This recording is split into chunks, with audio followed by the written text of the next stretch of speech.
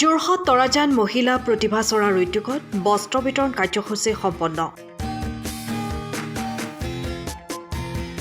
বিভিন্ন সময়ত বিভিন্ন ধৰণৰ সমাজৰ ইতিবাচক কাম কৰি অহা এটা অনুষ্ঠান তৰাজান মহিলা প্ৰতিভা চৰা। জন্মলগ্নৰে পৰা সমাজৰ ইতিবাচক কাম কৰি প্ৰশংসা বুটলিবলৈ সক্ষম হোৱা অনুষ্ঠানটোৱে যোৰহাটৰ মাজমজিয়াত লৈছে এক উল্লেখনীয় পদক্ষেপ।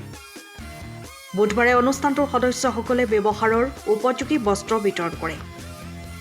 প্ৰায় কেইবা শতাধিক ব্যক্তিক গৰম কাপোৰ বিতৰণ কৰে সদস্যসকলে। তৰাজান মহিলা প্ৰতিভা চৰা যোৰহাট ডিচিবি ৰোডৰ গ্ৰীণ ভিলেনৰ এটা সামাজিক তথা সাংস্কৃতিক অনুষ্ঠান। আমি যোৱা বছৰৰ পৰা এই কাৰ্যসূচী হাতত লৈছোঁ, বস্ত্ৰ বিতৰণ কাৰ্যসূচী। আমি যোৱা বছৰ যথেষ্ট সহায় পালোঁ।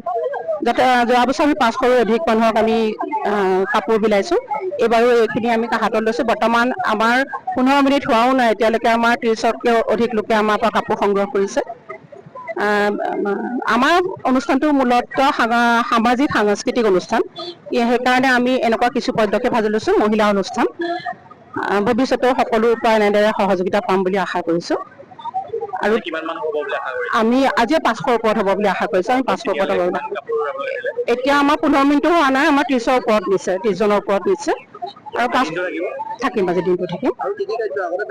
কৰিছোঁ আমি যথেষ্ট বহুত কৰিছোঁ আৰু সাংস্কৃতিক অনুষ্ঠান হিচাপেও কৰিছোঁ আৰু সামাজিক অনুষ্ঠান হিচাপে এয়া আমাৰ মানে এনেকুৱা কামখিনি আমি কৰি গৈছোঁ। এইবাৰ আমাৰ 2য় বছৰ আমি এই পদক্ষেপ লৈছোঁ। যোৱা বছৰ আমি যথেষ্ট সহায় পালোঁ, একে স্থানতে কৰিছিলোঁ।